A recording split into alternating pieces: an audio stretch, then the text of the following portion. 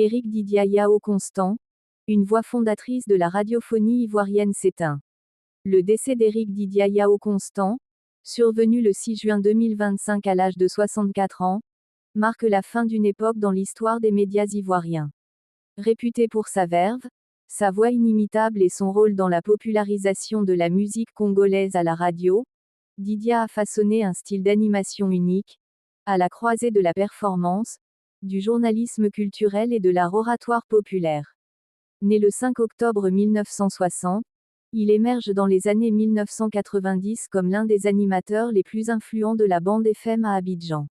À travers l'émission Happy People, diffusée sur Radio Nostalgie, il s'impose comme médiateur culturel, articulant discours identitaire, divertissement et patrimonialisation de la musique africaine.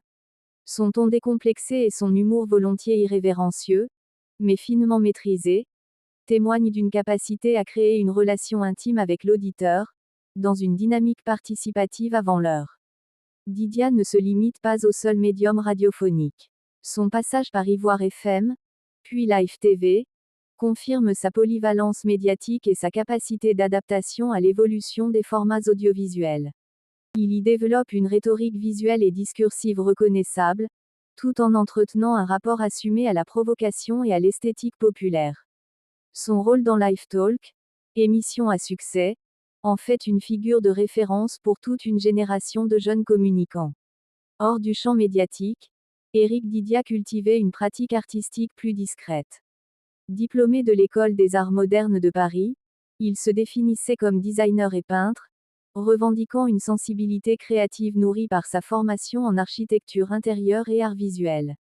Ce double ancrage, esthétique et médiatique, révèle une posture d'intellectuel populaire, soucieux de construire une œuvre à la fois accessible et singulière.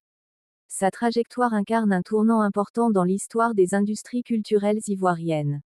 Elle interroge notamment la place de la radio dans la fabrique des imaginaires collectifs, la professionnalisation de l'animation, et les croisements entre engagement esthétique et engagement social dans l'espace médiatique postcolonial.